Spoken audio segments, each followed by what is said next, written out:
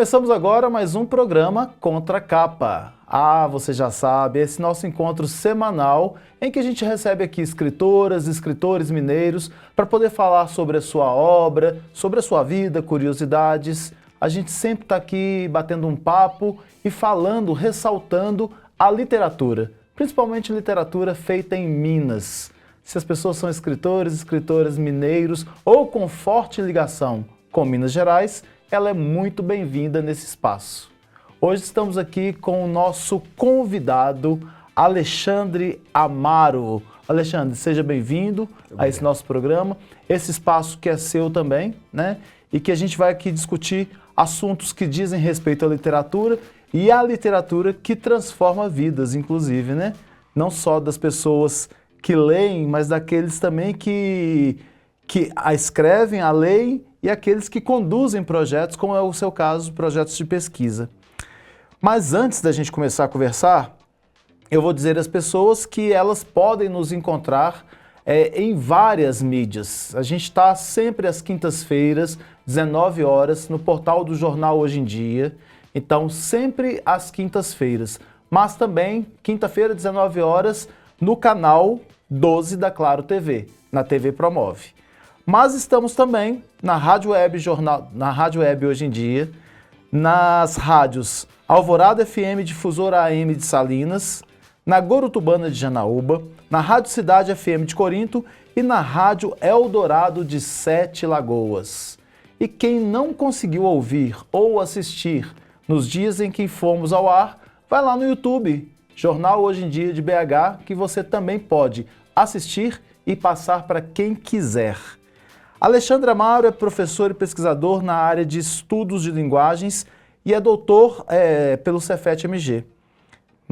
Analisou em sua tese projetos de remissão de pena pela leitura em presídios da região metropolitana de Belo Horizonte. Em 2023, lançou o livro Construir sobre Ruínas, leitura e escrita em ambientes de privação de liberdade, pela editora Autêntica. Atualmente leciona no Cefet-MG e coordena projeto de extensão que oferece rodas de leitura em presídios de Minas Gerais. Bom, Alexandre, seja bem-vindo. Eu vou fazer uma coisa que eu esqueci de fazer, que é ligar nosso temporizador aqui, mas seja bem-vindo e esse espaço realmente é um espaço seu para a gente poder trocar, ter essas ideias aqui. Me diga como que você caiu numa cadeia. Bom, em primeiro lugar, muito obrigado pelo convite, muito feliz de estar aqui podendo falar sobre literatura e principalmente sobre a literatura nessa circunstância de ambientes prisionais, na literatura como uma maneira das pessoas construírem alternativas a uma vida tão difícil, né? Bom, a minha história com a cadeia... Como que você chegou lá? Bom, do ponto de vista objetivo, assim, em 2018, eu participei como voluntário de um projeto chamado Rodas de Leitura, que oferecia rodas de leitura, né, escrita para remissão de pena nos presídios da região metropolitana. Era um projeto do governo Pimentel ainda, que foi coordenado pela Patrícia Veloso, que me convidou para participar como voluntário nessas rodas de leitura. Isso aconteceu em 2018 em 11 presídios da região metropolitana. Naquele momento eu estava em licença para o doutorado no Cefet e minha pesquisa no Cefet era outra, eu trabalhava com outro assunto, eu estava pesquisando o impacto do Enem na prática de ensino de literatura, esse era o meu projeto. E naquele momento... Você estava no iníciozinho do doutorado? Eu estava, tinha terminado o primeiro ano, já estava na hora de entregar o projeto. E já estava com o projeto pronto, certinho e tudo. Aí Patrícia me convidou para esse voluntariado. E eu lembro que o primeiro presídio que eu fui foi em Caeté, que é um presídio bem pequeno. Uhum. E ali, no primeiro dia, na hora que eu entrei, participei daquilo e senti o impacto daquilo, eu tive a certeza de que minha pesquisa no doutorado tinha que ser outra. Pedi lá a coordenadora e pedi à minha orientadora na época que tivessem paciência, mais uns 3 meses, readaptei o projeto, parti do zero, né, para construir um novo projeto sobre isso, porque eu senti que isso era muito mais relevante como uma pesquisa, sobretudo uma pesquisa patrocinada com dinheiro público, né, era muito mais interessante para a educação, era muito mais interessante para a literatura. E daí eu comecei a pesquisar a história da remissão de pena pela leitura. Para quem não sabe, desde 2012, né, uma primeira recomendação judicial e depois, em 2021, uma sistematização melhor disso com uma resolução, para cada livro lido por um apenado, ele reduz 4 dias da pena.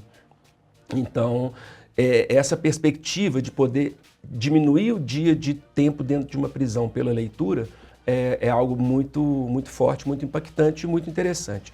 Então, ele tem o direito de diminuir um livro por mês. Isso, né? Pode ler só 12 por ano, 4 dias a cada... Quer dizer, para efeitos de remissão são 12 por ano. Ele pode ler né, infinito, mas para efeitos de remissão, 12 por ano.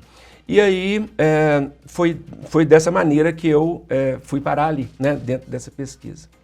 Isso foi em qual ano que você falou? 2018. 2018. Isso. Então você visitou ali Caeté, que realmente até o pátio onde se faz as atividades é pequenininho, né? Na verdade é o pátio de banho de sol deles ali. Ali era uma delegacia. Era uma passado, delegacia, uma prisão bem muito precário, antiga, muito precária. Assim como vários presídios que a gente tem por aí. Grande, infelizmente, né? Grande maioria. E aí, quando a gente vê, por exemplo, no caso especificamente de Caeté, em que não há um pedagogo lá dentro, desenvolvendo uma atividade de escola, então a gente não tem a presença de atividades escolares, justamente porque a estrutura é muito pequena, E aí entra a leitura, né? Como é que foi ali você estava como convidado ainda, mas você pode falar da sua experiência.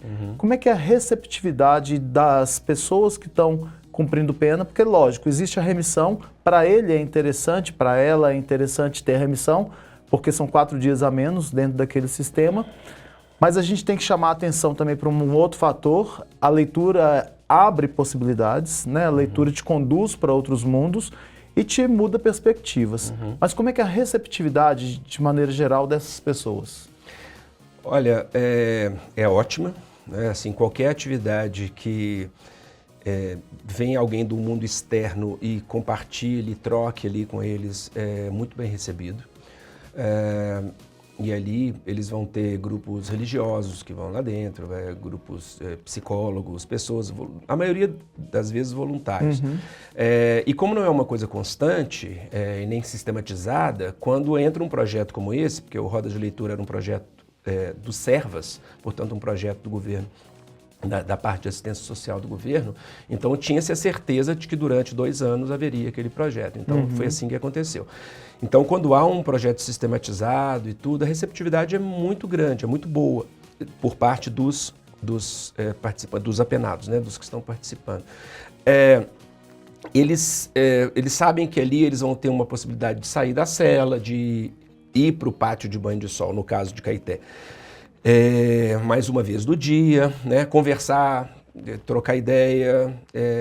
A questão é que, sendo um projeto de leitura, ele cria um filtro, né, porque muitos deles não têm prática de leitura, às vezes se intimidam diante do livro, né. Alguns deles não são semi-alfabetizados e, portanto, não têm muito instrumental para poder utilizar, né, na roda de leitura. Mas eu sempre incentivei a permanência, sabe? Porque mesmo que naquele momento eles não pudessem transformar aquela leitura em remissão de pena, era uma possibilidade de troca e de negociação com o mundo externo, né? Eu vou situar essa minha última fala pelo seguinte, porque a recomendação de 2012, era a recomendação 44 do CNJ, ela obrigava a pessoa a escrever uma resenha depois da leitura do livro. Que era para ser levado para um grupo específico para fazer uma conferência. E para poder encaminhar para o juiz, aprovar ou não e tudo. Isso era muito excludente. Porque uma resenha é um gênero textual que até mesmo para um nível de ensino médio ou ensino superior, a pessoa tem que ter muita dedicação, muito trabalho, muito conhecimento. Resenha não é um texto simples, porque é um resumo crítico. Né? Então, muitos deles barravam aí. Ter que escrever um texto, e ter que escrever um texto dentro de um gênero tão difícil. Então, às vezes, tinha evasão por isso. Assim, eles ficavam muito intimidados com esse rigor da resenha. A resolução 391 do CNJ, que saiu em 2021, ela relativizou isso e ela ampliou os modos de avaliação da leitura. Então, por exemplo, até mesmo uma resposta oral. Né? Numa conversa com o professor ou com alguém da banca, professor, né? da banca, desenho, ela ampliou isso muito para exatamente democratizar mais. Por quê? Uma pessoa que é semi-alfabetizada, ela não tem condição de ler o livro e escrever uma resenha. Mas ela participou de todas as rodas, ela ouviu a história do livro, ela discutiu com as pessoas a história do livro, ela disse em que medida que aquele livro impactou na vida dela, que aquela história impactou na vida dela. Isso é um tipo de leitura. Né? A dedicação dela lá está quatro encontros, na verdade são 3 encontros mais o tempo da escrita. Né? Era assim que funcionava no Rodas de Leitura. A pessoa foi aos 3 encontros, ela ouviu tudo aquilo, e aí, ao final, eu vou falar que essa pessoa não é uma leitora.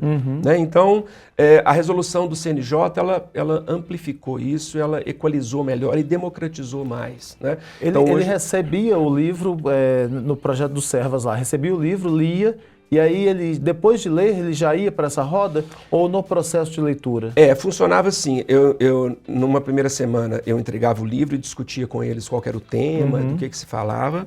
Na semana seguinte eles já tinham que ler uma parte do livro, ou às vezes o livro inteiro, e aí a gente fazia uma discussão, a semana seguinte a mesma coisa e na outra semana eles escreviam a resenha.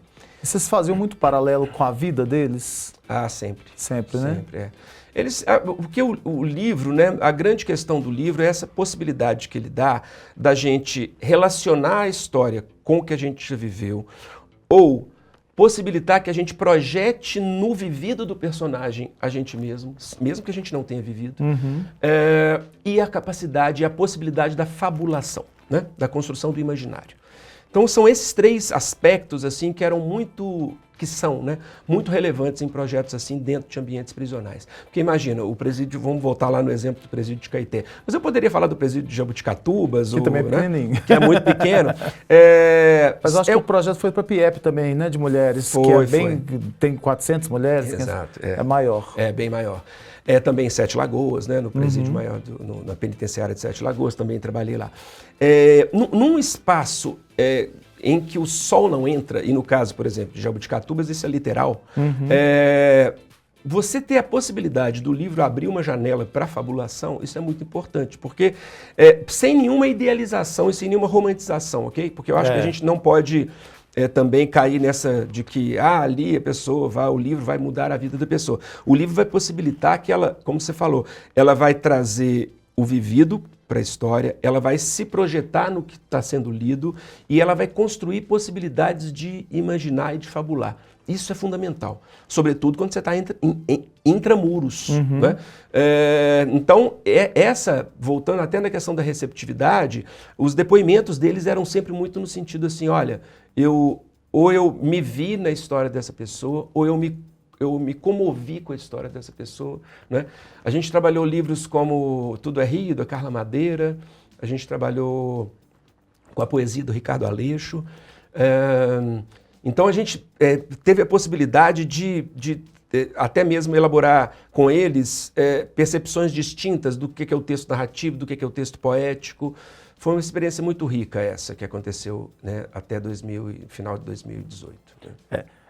Quando você vai falando aí, eu vou viajando para algumas histórias também, porque é lógico que a gente vive numa sociedade que é punitivista, né? E as pessoas acham, há algumas pessoas que acham que nem leitura deveria chegar lá.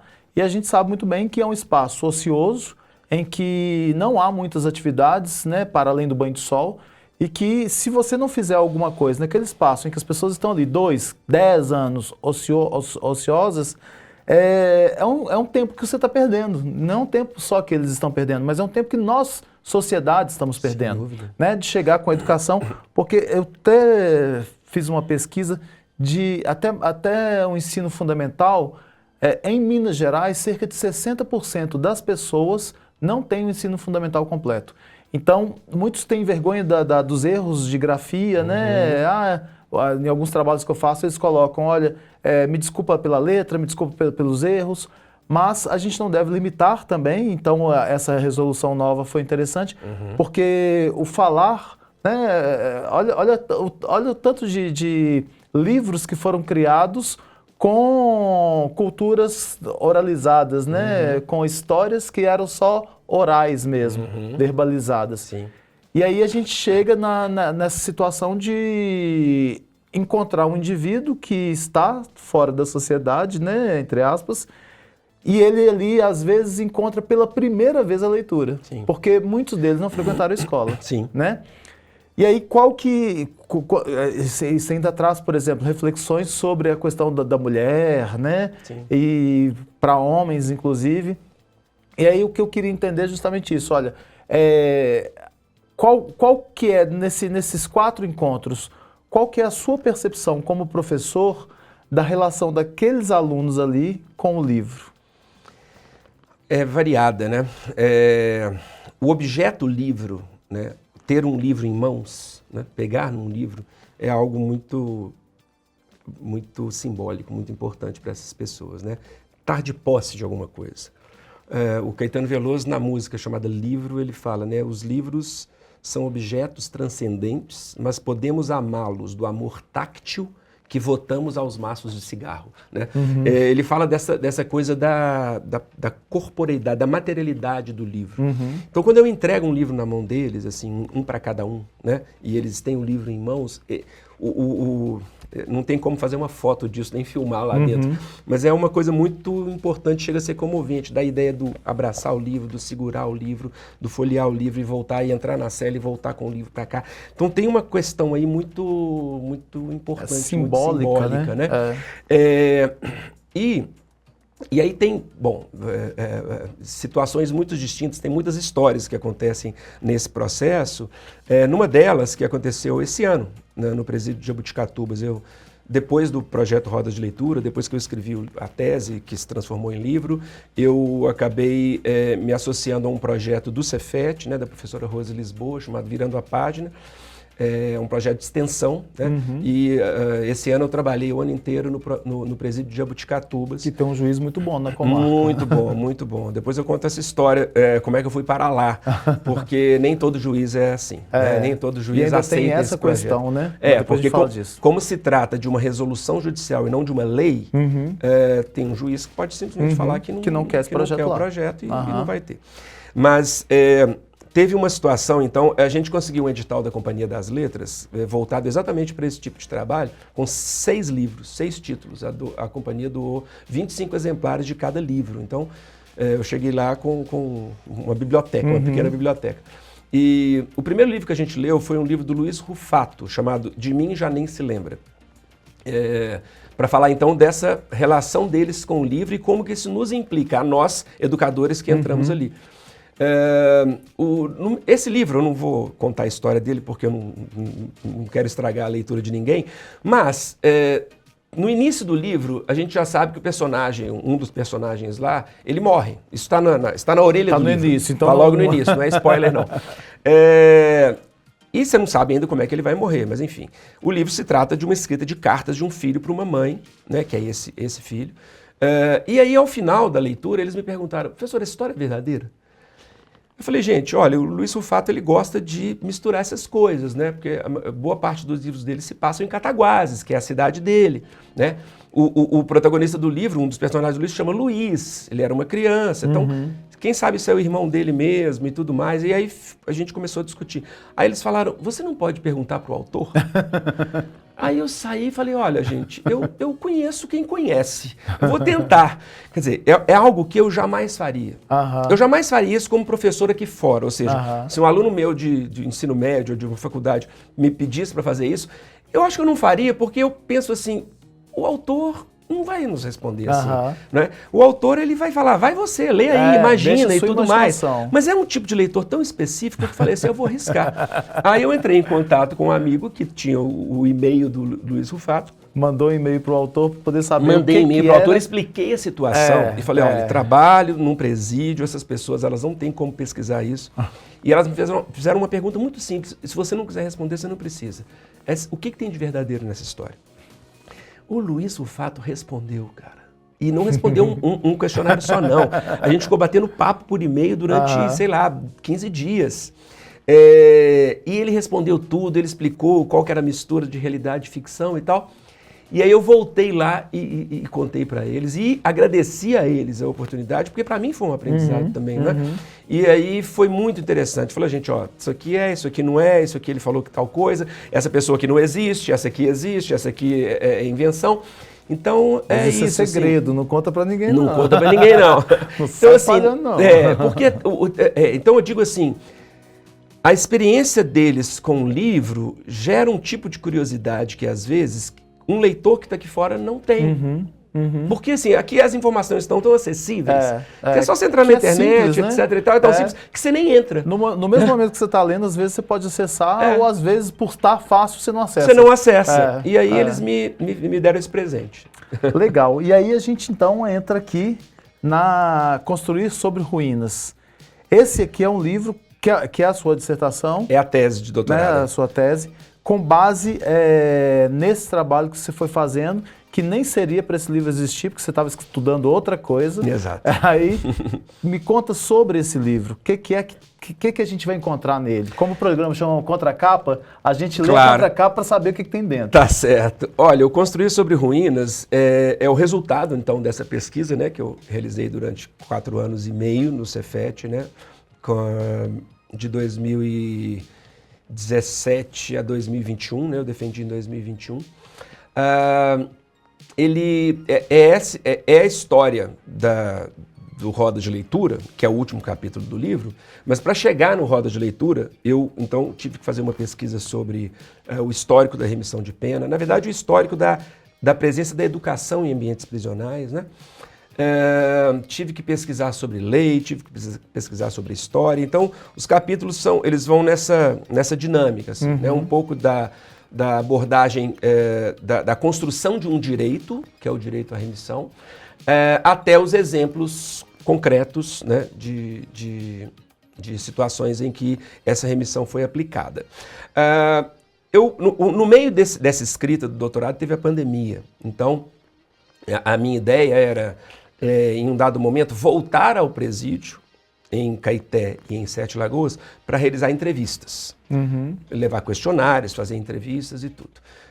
Só que exatamente nessa época veio a pandemia, né? Então era muito perigoso você, daqui de fora, levar o vírus para dentro de um presídio. Todo mundo confinado. Confinado. Então eu acabei tendo que, nesse momento, mudar um pouco o rumo da história. E aí, como eu sou da literatura, meu mestrado é sobre Guimarães Rosa, minha pesquisa até então não era sobre leitura e educação, mas era sobre literatura, eu resolvi fazer uma investigação sobre a história de escritores que foram presos, ou de presos que se tornaram escritores.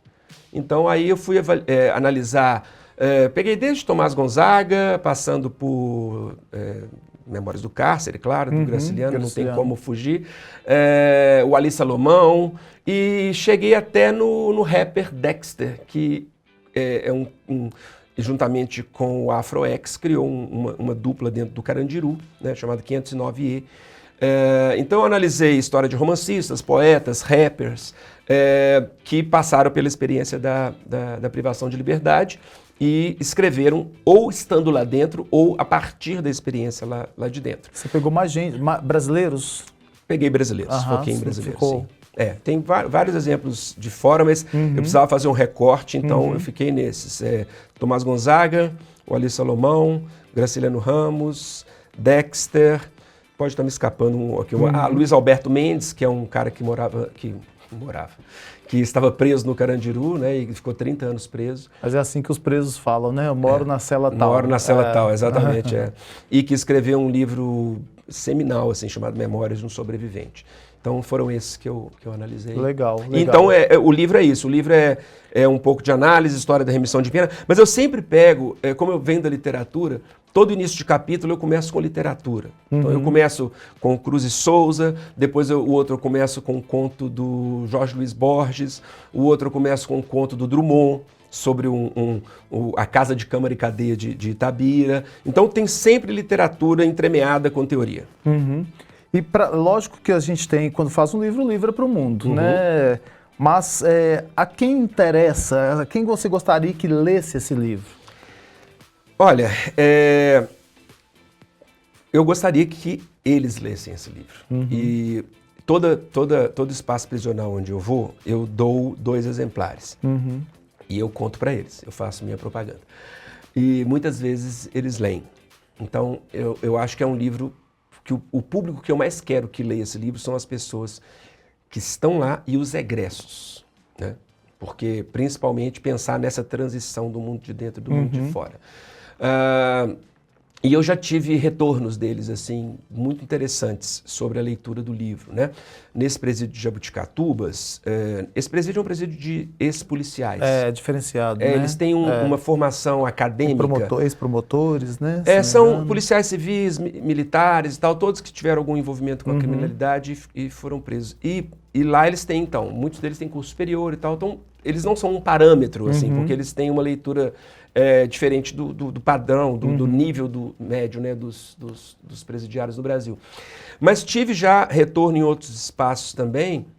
Alguns deles assim falam assim, olha, nessa parte que ficou muito complicado, eu pulei, etc e tal. Faz uma leitura mais adequada à realidade deles, mas bom, então, em primeiro lugar, eu acho que esse público me interessa muito que a leitura seja feita por eles, por pesquisadores, óbvio, né? Eu já tive a alegria e a sorte de viajar por causa desse livro. Esse ano eu fui a Madrid participar de um seminário.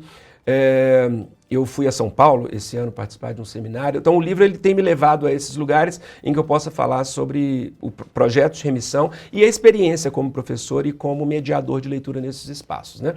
Então, e até mesmo o leitor comum, o leitor que gosta de ler sobre curiosidades, né? Porque é um tema que eu acho que está muito em voga, né? Pensar a questão prisional, né? Problematizar a questão prisional, né? E eu digo isso para além dessas séries meio sensacionalistas como essas que estão aparecendo aí agora. Que faz as pessoas acharem que é aquilo ali, né? Exato. E aí tem uma visão de que é aquilo. Na verdade, eu acho que...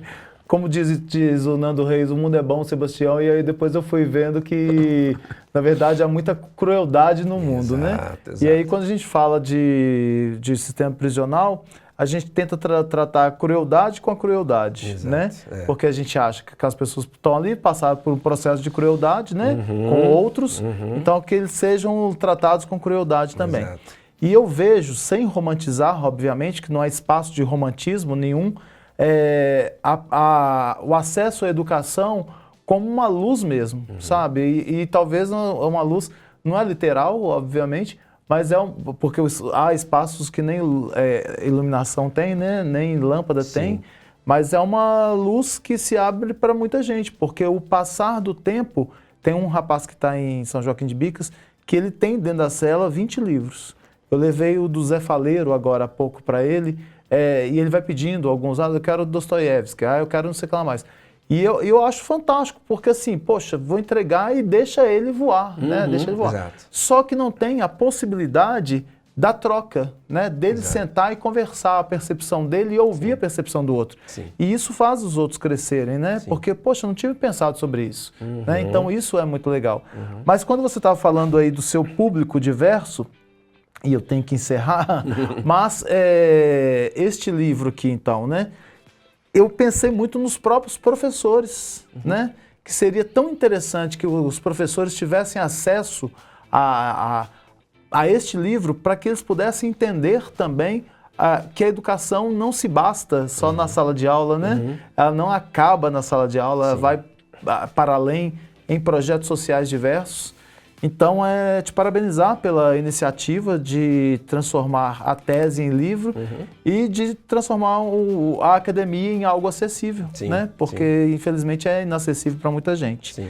Para encontrar esse livro, para te encontrar, como as pessoas fazem?